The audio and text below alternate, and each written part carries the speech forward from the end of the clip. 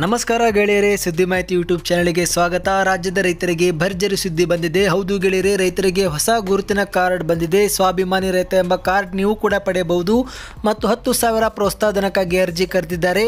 ಯಾರಿಗೆ ಈ ಒಂದು ಹಣ ಸಿಗುತ್ತಿದೆ ಎಂಬ ಸಂಪೂರ್ಣ ಮಾಹಿತಿ ವಿಡಿಯೋದಲ್ಲಿ ಹೇಳಿದ್ದೇನೆ.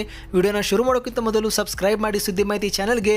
ಪಕ್ಕದಲ್ಲಿ ಕಾಣಿಸುವ ಬೆಲ್ ಬಟನ್ ಆನ್ ಮಾಡಿದರೆ ಸಾಕು. ನಾವು ಹಾಕುವ ಪ್ರತಿಯೊಂದು ವಿಡಿಯೋ ನೀವು ಮೊದಲು ನೋಡ್ತೀರಾ. ಈ ಒಂದು ವಿಡಿಯೋನ ಲೈಕ್ ಮಾಡಿ ಗೆಳೆಯರೇ. ವಾಟ್ಸಪ್ನಲ್ಲಿ ಪ್ರತಿಯೊಬ್ಬರಿಗೂ ಈಗಲೇ ಶೇರ್ ಮಾಡಿ ಮತ್ತು ಡಿಸ್ಕ್ರಿಪ್ಷನ್ನಲ್ಲಿ ಟೆಲಿಗ್ರಾಮ್ ಚಾನಲ್ ಲಿಂಕ್ ಅನ್ನು ಕೊಟ್ಟಿದ್ದೇನೆ, ಅಲ್ಲಿಯೂ ಕೂಡ ನೀವು ಜಾಯ್ನ್ ಆಗಿ ಮತ್ತು ಫೇಸ್ಬುಕ್ ಪೇಜ್ ಕೊಟ್ಟಿದ್ದೇನೆ, ಅಲ್ಲಿಯೂ ಕೂಡ ನೀವು ಫಾಲೋ ಮಾಡಬಹುದು. ಬನ್ನಿ ಗೆಳೆಯರೇ, ವಿಡಿಯೋನ ಶುರು ಮಾಡೋಣ. ದೇಶಕ್ಕೆ ಅನ್ನ ನೀಡುವ ಅನ್ನದಾತನಿಗೆ ಸ್ವಾಭಿಮಾನಿ ಎಂಬ ಒಂದು ಹೊಸ ಗುರುತಿನ ಕಾರ್ಡ್ ಈಗ ದೊರೆಯುತ್ತಿದೆ.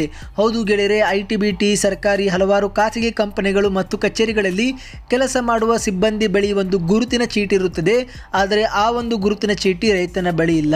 ಹೌದು ಗೆಳೆಯರೇ, ಗುರುತಿನ ಚೀಟಿ ಎಂದರೆ ಅವನ ವಿಳಾಸ ಎಂತಹದ್ದು, ಅವನು ಎಲ್ಲಿ ಕೆಲಸ ಮಾಡುತ್ತಿದ್ದಾನೆ, ಏನು ಕೆಲಸ ಮಾಡುತ್ತಿದ್ದಾನೆ ಎಂಬ ಹಲವಾರು ಮಾಹಿತಿ ಅದರಲ್ಲಿ ಇರುತ್ತದೆ.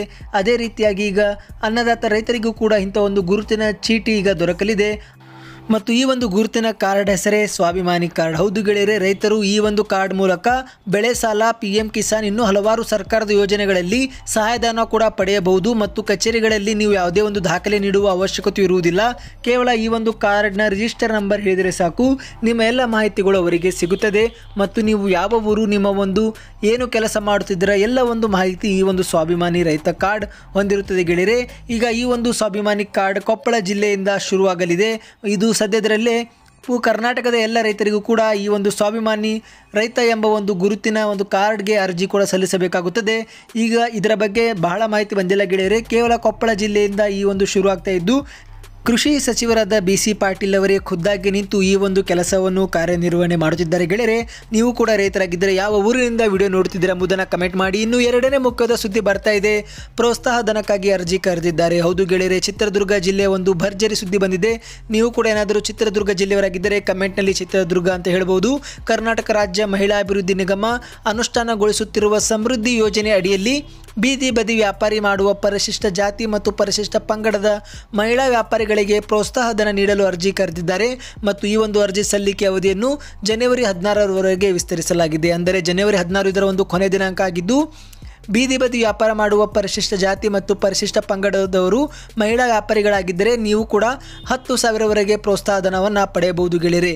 ಈ ಒಂದು ಜಿಲ್ಲೆಯ ಪರಿಶಿಷ್ಟ ಜಾತಿ 37 ಮತ್ತು ಪರಿಶಿಷ್ಟ ಜಾತಿ ಪಂಗಡಕ್ಕೆ 691 ಭೌತಿಕ ಗುರಿಯನ್ನು ನಿಗದಿಪಡಿಸಲಾಗಿದೆ. ಈ ಒಂದು ಯೋಜನೆಯಡಿಯಲ್ಲಿ ಸೌಲಭ್ಯ ಪಡೆಯಲು ಆಸಕ್ತವುಳ್ಳ ಪರಿಶಿಷ್ಟ ಜಾತಿ ಮತ್ತು ಪರಿಶಿಷ್ಟ ಪಂಗಡ ಮಹಿಳೆಯರು ಮಾತ್ರ ಅರ್ಹರು ಎಂದು ತಿಳಿದು ಬಂದಿದೆ ಗೆಳೆಯರೇ.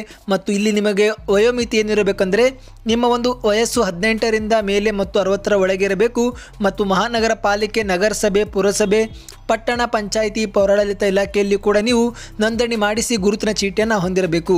ಇದಿಷ್ಟು ಮಾಹಿತಿಯಾಗಿತ್ತು ಗೆಳೆಯರೇ. ಈ ಒಂದು ವಿಡಿಯೋನ ನೀವು ಪ್ರತಿಯೊಬ್ಬರಿಗೆ ಶೇರ್ ಮಾಡಿ ಮತ್ತು ನೀವು ಕೂಡ ಚಿತ್ರದುರ್ಗ ಜಿಲ್ಲೆಯವರಾಗಿ ಬೀದಿ ಬದಿ ವ್ಯಾಪಾರಿಗಳಾಗಿದ್ದರೆ ಸ್ಕ್ರೀನ್ ಮೇಲೆ ಕಾಣುವ ಈ ಒಂದು ಕಚೇರಿ ಸಂಖ್ಯೆಗೂ ಕೂಡ ನೀವು ಕರೆ ಮಾಡಿ ಹೆಚ್ಚಿನ ಮಾಹಿತಿಯನ್ನು ಪಡೆಯಬಹುದು ಗೆಳೆಯರೇ.